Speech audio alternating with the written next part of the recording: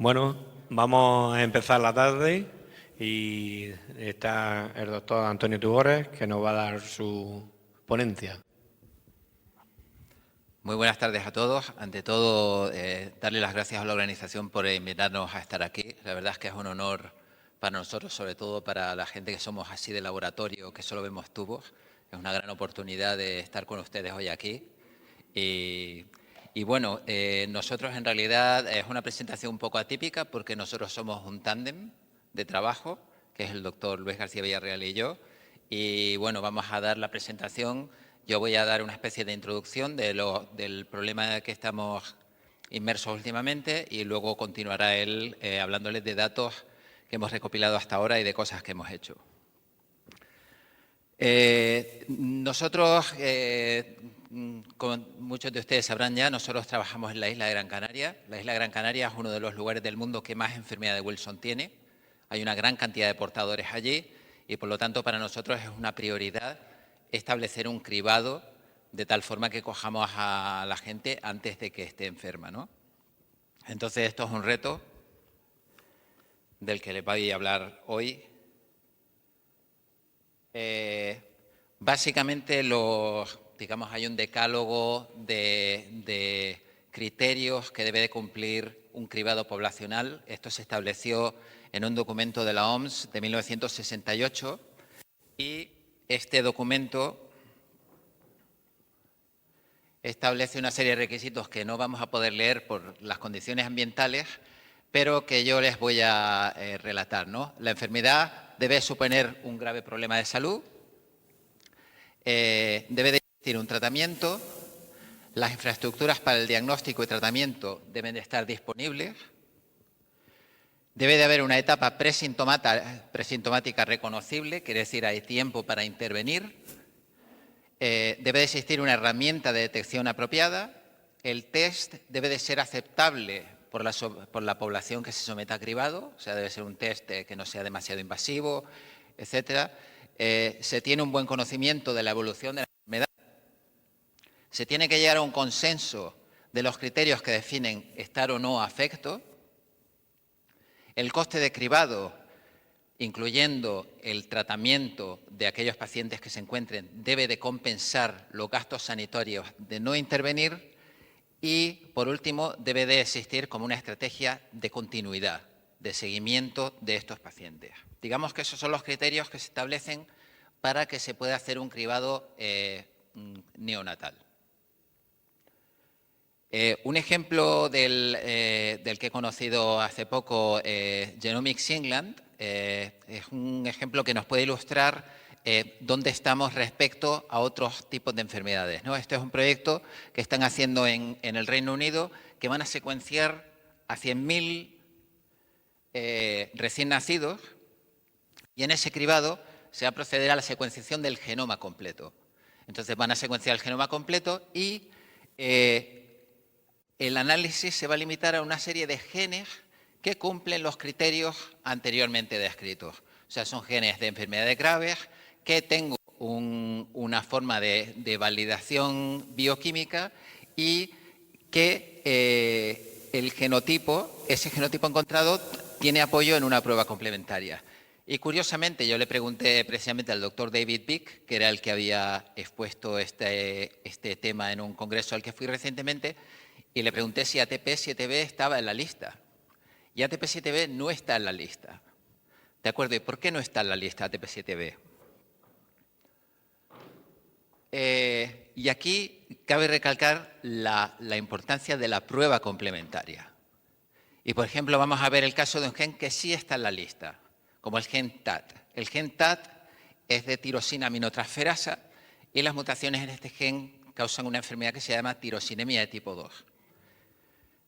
Entonces, imaginemos, nosotros secuenciamos el gen TAT y vemos que hay dos variantes genéticas, de las cuales podrían ser que estas variantes genéticas estuvieran validadas y, por tanto, sabemos que esa persona, validadas quiere decir que se han encontrado en pacientes que sufren esta patología y, por tanto, ya sabemos que estas mutaciones van a causar la enfermedad.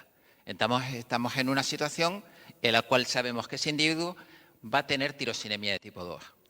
Pero nos podemos encontrar con variantes que no están validadas. ¿De acuerdo? Variantes que no se han encontrado nunca en ningún paciente, que a lo mejor programas que usamos nosotros para predecir cuáles pueden ser esos, qué suponen esos cambios en las proteínas, nos pueden decir que pueden o no ser patogénicas, pero es lo que llamamos nosotros variantes de significado incierto. Entonces, cuando nos encontramos con este tipo de variantes, lo que necesitamos es un test que nos confirme si esa persona tiene o no tiene la enfermedad. Y en este caso el test está muy claro, es la detección de tirosina en sangre, que se puede hacer en alrededor del nacimiento del niño.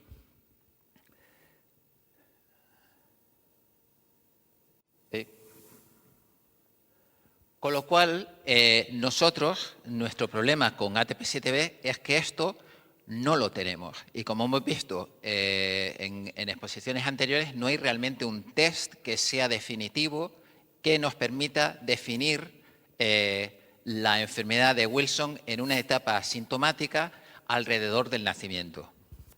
Con lo cual, de todas estas condiciones, pues no tenemos una herramienta de detección apropiada. No sabemos si el test puede ser aceptable o no, porque ese test realmente no lo tenemos. Tenemos también muchos problemas para definir, como hemos visto, porque los diagnósticos son complicados, tenemos muchos problemas para definir quién está afecto y quién no.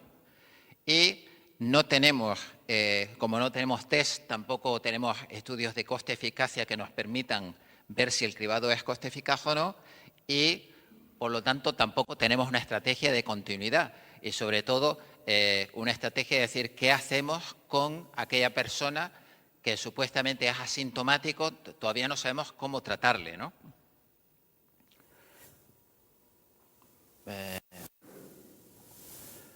Por lo tanto, a día de hoy, las opciones que tenemos son bastante limitadas y algunas de ellas hemos hablado aquí. Podríamos hacer un test genético de las mutaciones más frecuentes y hacer un seguimiento, o podríamos medir ceruloplasmina y secuenciación del gen ATP7B en aquellos casos en los que la ceruloplasmina fuera indicadora. Tenemos el cobre intercambiable, la cuantificación de la proteína ATP7B en gota seca y la medida de cobre libre y ceruloplasmina. Y brevemente les voy a introducir estas 5 modalidades. El test genético es apto para el periodo neonatal, porque podemos hacerlo. Es apto para poblaciones aisladas con mutaciones fundadoras, como el caso de Gran Canaria, pero no lo sería tanto para otras poblaciones que no tengan mutaciones predominantes. Por ejemplo, sabemos que en Cerdeña han hecho este tipo de estudios. Cerdeña es el otro lugar del mundo donde hay muchísima enfermedad de Wilson, como el caso de Gran Canaria. Es una tecnología accesible y barata, pero aún así perderíamos muchos casos y dependiendo de la población se perderían muchos más. Y tiene un coste-eficacia aún por evaluar. Ceruloplasmina y secuenciación de ATP7B. Sabemos que en este caso tendríamos que hacer un cribado a los 2 o 3 años, cuando los niveles de ceruloplasmina se estabilizaran. Es una tecnología accesible, aunque la secuenciación completa de ATP7B, como muchos de ustedes saben, no está tan extendida ni está tan accesible en el territorio. La ceruloplasmina es un tema caliente de discusión, dónde ponemos el punto de corte para realmente saber si tenemos que hacer un screening genético o no, y de eso dependerá mucho la sensibilidad. Requiere una extracción de sangre. Hay que convencer a la gente que a un niño de 2 años asintomático o de 3 años que no tiene nada, tenemos que sacarle un tubo de sangre para hacerle todas estas medidas, y también es un coste-eficacia que no está evaluado. El cobre intercambiable relativo, he hecho una traducción así un poco, pero el exchangeable copper realmente es alta sensible específica, pero no tanto, y solo lo hemos visto en casos, no sabemos cómo se comporta en asintomáticos. ¿De acuerdo? Es una tecnología además que no está implantada en el sistema de salud, necesita también una extracción de sangre y tendríamos que determinar qué edad sería la apropiada para el cribado. También sin coste-eficacia, por otra parte. La cuantificación de ATP7B en gota seca es un método que está desarrollando una empresa en Estados Unidos que se llama Keyproteo, con la cual estamos colaborando precisamente para el tema de la validación. Está en fase de validación, es factible en neonatos, pero es una tecnología que es compleja y además está en manos privadas, con lo cual dependemos de un tercero para hacer este tipo de test y también no sabemos cuánto acabaría costando. Y luego una tecnología que se expuso en Aarhus el último meeting que hubo allí, muy interesante, la doctora Alessia Titze, que trabaja en la Universidad en Göteborg en Suecia, han desarrollado un dispositivo que es capaz de medir el cobre libre con muchísima sensibilidad hasta concentraciones femtomolares, o sea, muy bajito. Se puede detectar muy poquito cobre libre. Entonces, este tipo de test, además, permite una tecnología de una detección como un glucómetro, por ejemplo, que con una gotita de sangre podríamos determinar la cantidad de cobre libre y la cantidad de ceruloplasmina. Podríamos medir un cociente entre el cobre libre y la ceruloplasmina que sabemos que se invierten entre la gente que no tiene la enfermedad y la gente que sí la tiene, pero es una tecnología que todavía está en desarrollo y sin validar. Con lo cual, esta es un poco la tecnología que han desarrollado en el laboratorio de Thysse, con lo cual estamos en una situación en la cual no tenemos realmente claro un test que podríamos aplicar a este cribado, ni tampoco cuál sería, en estos casos limitados, cuál sería el más conveniente. Entonces, mi compañero Luis García Villarreal continuará con lo que hemos hecho hasta ahora. Buenas tardes. Muchas gracias en primer lugar a los organizadores por todo el esfuerzo que hacen todos los años para conseguir que estemos aquí. Cada año además yo veo más gente, más contentos todos. Gracias también al doctor Tugores porque ha ido a toda pastilla para que yo tenga tiempo. Al pobre ha ido corriendo como loco, pero si no después hay tiempo para preguntas. De esto, de la presentación que él ha desarrollado hasta ahora, han visto que al final estamos hablando de cribado. Cribado consiste, yo lo estuve presentando el año pasado, si se acuerdan, el cribado que habíamos intentado empezar a estudiar el año pasado. Este año lo hemos vuelto a intentar y tenemos problemas para hacer el estudio de coste-eficacia. Así que voy a combinar la presentación con la parte de coste-eficacia y lo que tiene que ver con coste-eficacia, que también el año pasado estuve hablando un poco de la penetrancia y el problema que supone que haya penetrancia baja o alta, que no tengamos claro la definición de los casos a cribar o no cribar.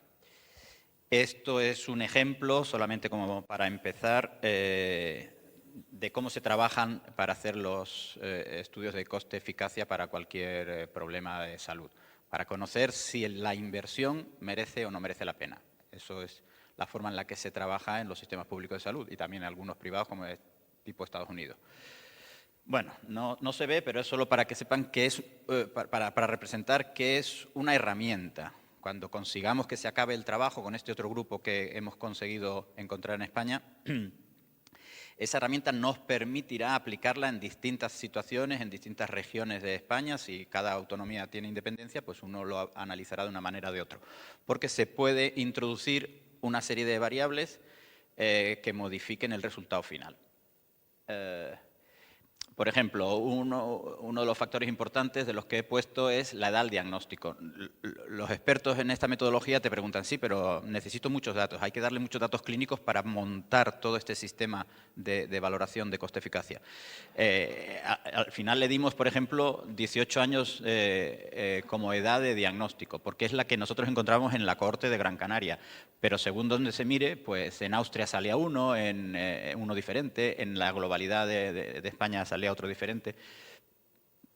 Lo que se hace es calcular, estimar, con la metodología propia de este sistema, cuánto cuesta al Servicio Público de Salud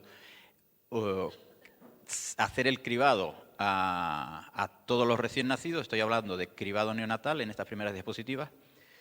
Y cuánto cuesta el no cribarlo. Aquí, bueno, los datos como son, son provisionales porque habrá que cambiar un poco la metodología y los datos y el grupo que lo va a estar haciendo, pero lo que me interesa, por ejemplo, es llegar a estas gráficas que sí que son nuevas, el año pasado todavía no las teníamos. Esta metodología, como les digo, permite hacer el estudio después de sensibilidad. El mismo método, cuando ya está todo metido en el sistema informático, tú puedes ir cambiando ciertas variables y ver cómo va cambiando el valor, de tal manera que en una región con unas características o en una población, en un país, no es lo mismo en Austria, en Polonia, en Italia o en España. Bueno, pues del coste de sensibilidad, por ejemplo, un factor muy importante, el cribado que yo estoy presentando es un cribado del tipo, a todos los recién nacidos se les hace una... A todos los... perdón, no es de recién nacidos, sino a los 3 años, me corrige el doctor Tugore. Este modelo es para hacerlo a los 3 años, no en el recién nacido.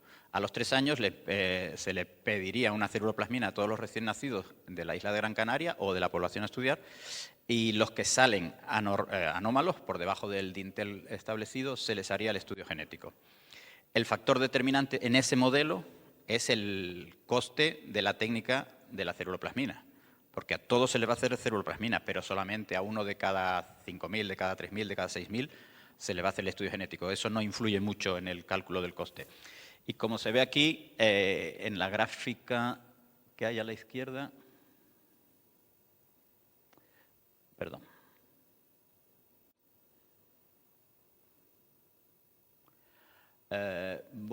La línea de puntos azules es no cribar, la línea de puntos verdes es cribar, y cuando es beneficioso al cribado hasta que se superan 62 euros o 61,2 euros por determinación de ceruloplasmina. Esto es un ejemplo, digo que esto no es definitivo. Pero, por supuesto, la ceruloplasmina a día de hoy, si se usara este modelo, a día de hoy en todos los laboratorios en uso es más barata que 61 euros. Esto lo pongo, que también probablemente lo pusiera el año pasado, de una publicación que hicimos nosotros con la cohorte española. Para nosotros, en nuestra cohorte, la ceruloplasmina es muy útil, es muy discriminante cuando usamos un dintel de 11,5. No es el 20 que se pone en muchos tratados, en muchas publicaciones, pero con 11,5 la sensibilidad y la especificidad es altísima, como se ve aquí. Eso es otro punto a discutir. ¿Qué dintel ponemos para el cribado? ¿20, 18, 15? Por eso, esos que están entre 12 y 18 son los casos más complicados para el diagnóstico, no digo para el cribado. Y el otro factor importante es la prevalencia. Es decir, estamos hablando de enfermedades raras, aunque probablemente poco a poco iremos aceptando que no es tan rara esta enfermedad. Es decir, una prueba de cribado es rentable, es coste eficaz si es frecuente. Si es 1 en 1.000.000, si tú haces 1.000.000 de pruebas o haces pruebas a 1.000.000 de personas y para solo diagnosticar a una probablemente no sale rentable. Y estas son las gráficas que este modelo genera. No solo te vale para un caso, sino tú ahí puedes ir modificando la prevalencia y ver a partir de dónde deja de ser eficaz. Entonces, en Canarias, incluso no solo en Gran Canaria, en Canarias, por la prevalencia estimada que tenemos, sale claramente coste eficaz. Ya cuando empieza a disminuir la prevalencia, ya empiezan a dispararse los costes. Aún así, el eje de ordenadas, el eje de las IES, aunque son cifras muy altas, pero se considera, según el sistema público que tengamos en cuenta, que hasta 30.000 euros de coste incremental por año de vida ganado ajustado a calidad de vida, que es el término que se emplea, es asumible por los servicios públicos de salud.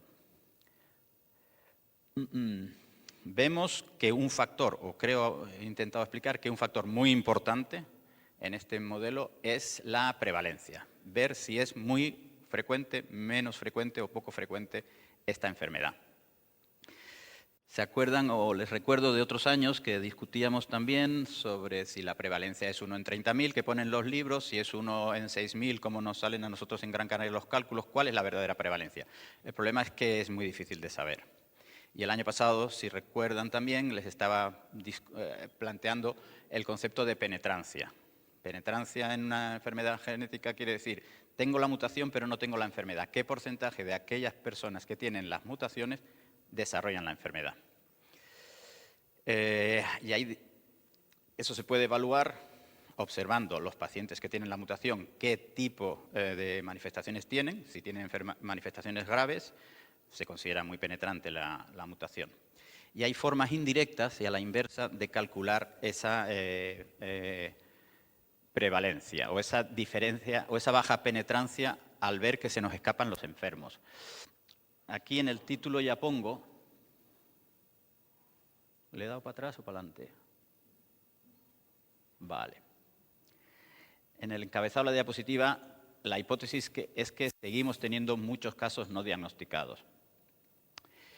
Estos datos, el año pasado yo presenté datos de Gran Canaria, de la cohorte nuestra. Este año ya se pueden completar con datos que tienen más valor, tienen mayor fiabilidad, porque se corresponden a los obtenidos del Registro Nacional de Enfermos de Wilson, el registro de la Asociación Española para el Estudio del Hígado.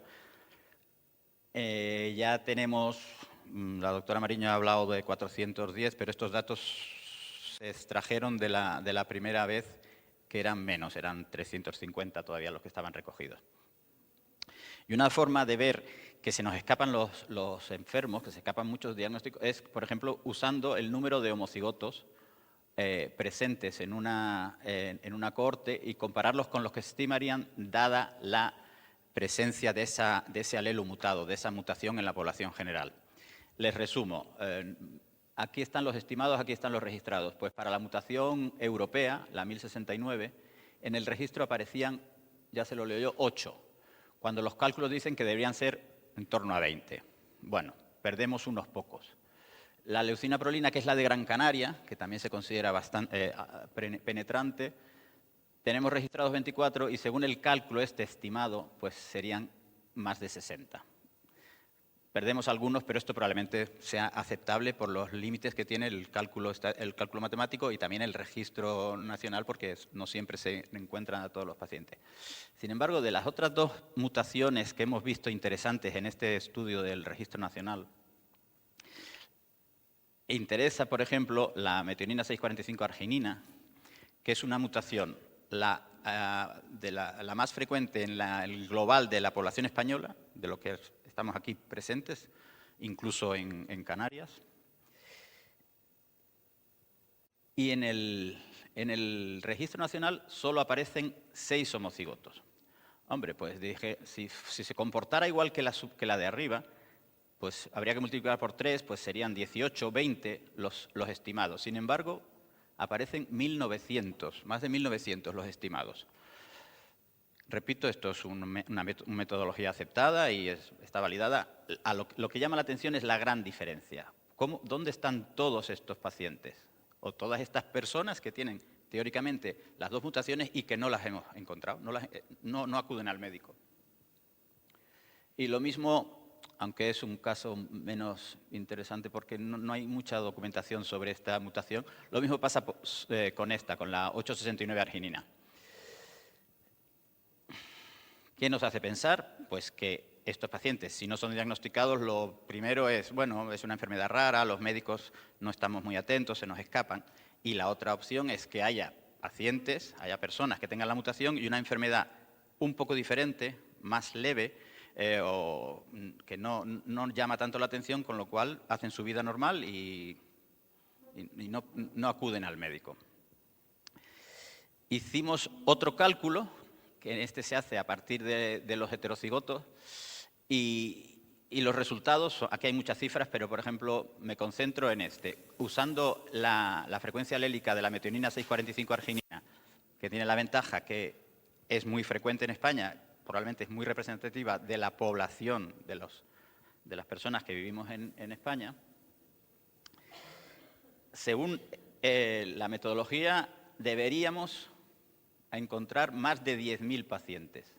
Y les repito que cuando se hizo este estudio el registro contaba con 350.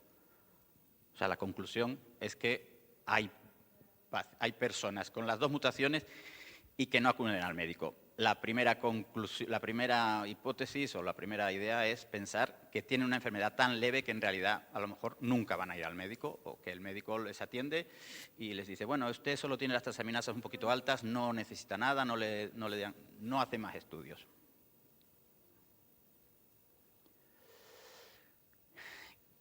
¿Cómo intentamos demostrar otra vez, o de otra manera, esta hipótesis. Es decir, que no todas las mutaciones son igual de dañinas o afectan igual al ser humano. Lo que hicimos aquí, en vez de un cálculo teórico, es hacer el estudio clínico de los pacientes que tenían esas 3 mutaciones que les he comentado, que son muy interesantes porque dan datos diferentes. A la izquierda ven la metionina arginina, que es la que consideramos menos penetrante, y a la derecha las más penetrantes. La europea, la 1069, que se reconoce como penetrante 100% o penetrante completa, y la leucina prolina, que es la que tenemos en Gran Canaria, que también. Y analizamos las manifestaciones clínicas. ¿Qué se considera en la enfermedad de Wilson, en muchos trabajos previos, que es una enfermedad más severa? Pues cuando se diagnostican pronto, cuando tienen manifestaciones neurológicas, es decir, extrahepáticas, cuando presentan anillo de Kaiser-Fleischer. Hay una serie de datos clínicos que se asocian con severidad. Y entonces comparamos la que consideramos menos penetrante con las otras 2 y en general, de hecho, alcanzábamos, a pesar de ser grupos pequeñitos, porque no son son grupos de 60, de 16, de 22, en general las manifestaciones neurológicas eran menos frecuentes cuando había la metionina arginina que cuando había la leucina prolina o la 1069. A la inversa, las manifestaciones hepáticas eran más frecuentes en las menos penetrantes. El anillo de Kaiser-Fleischer, que suele ir asociado a las manifestaciones neurológicas, pues también era menos frecuente en la metionina arginina. Y la cirrosis al diagnóstico, es decir, que ya haya avanzado tanto la enfermedad que cuando llega al diagnóstico ya tienen una enfermedad hepática avanzada y cirrosis, pues también era poco frecuente en la metionina arginina y más frecuente en la leucina prolina y en la 1069. Y esto es lo mismo, pero con los homocigotos, que al ser grupos más pequeñitos no alcanzábamos significación estadística, salvo en algunos de los parámetros clínicos estudiados. En conclusión, la penetrancia no es igual y esto supone que los cálculos que se usan o que empleamos para hacer el coste-eficacia, que a su vez es el que va a soportar o no el establecer un test de cribado por el Sistema Público de Salud, hay que revisarlo. Debemos ser cautos y tener en consideración estos hallazgos ya que encontramos en nuestro país, porque cada país puede ser diferente. En Polonia o en Austria hay muchísima mutación de 1069, pero no hay metionina arginina.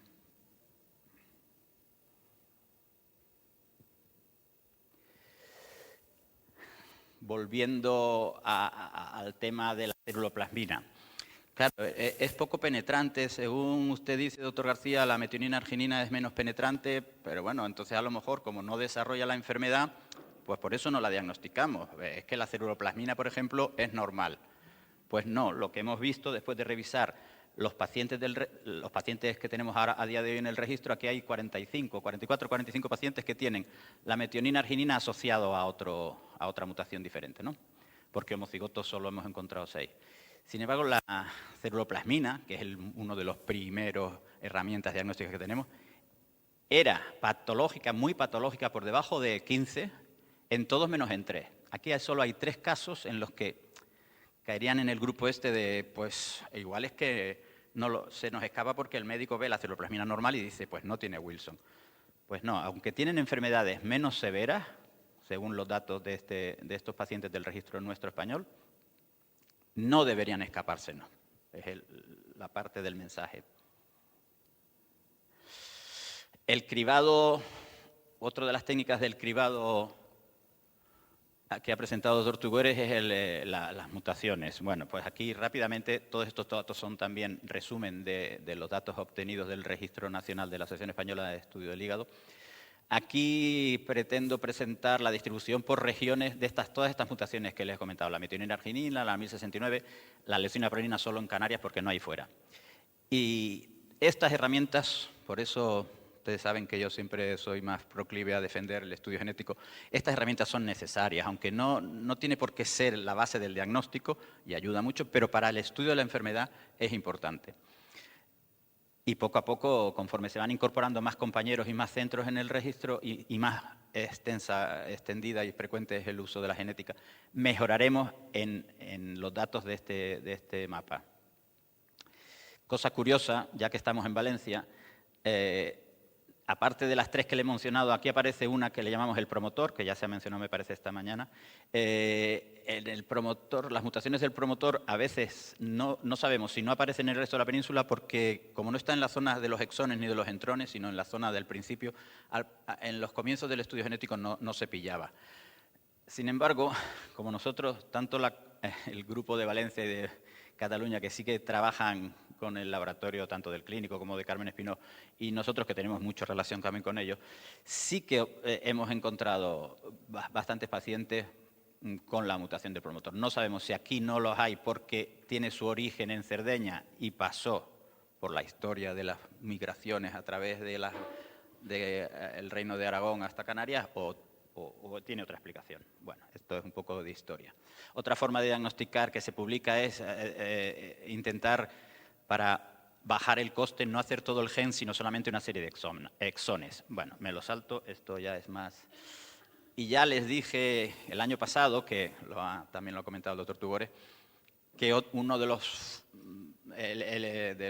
herramientas que parecen muy útiles para el cribado neonatal, para poder conseguir diagnosticar a todos los pacientes, a todas las personas con enfermedad de Wilson antes que empiecen con síntomas, es decir, antes incluso de los 3 años, es el test de la detección de péptidos en gota seca del recién nacido, la prueba del talón que se hace para otra serie de enfermedades. Bueno, pues como dijo el doctor Tugores, ya estamos colaborando con el grupo de Seattle, el que lo ha descrito. Nosotros nos hemos comprometido a incluir 50 pacientes, pero todavía nos faltan 21. Llevamos 29, este es el último caso que recogimos la semana pasada, el paciente y un familiar, porque también hace falta para controles llevar portadores y personas sanas, o sea, enfermos con 2 mutaciones, con los 2 cromosomas mutados, con los 2 genes, portadores y sanos. Y esperemos que, a ver si al año que viene, siempre vamos más despacio de nuestro deseo, pero a ver si al año que viene podemos enseñarle algún resultado definitivo. Y nada, muchas gracias por su atención y aquí está el grupo de colaboradores de los hospitales y de los laboratorios.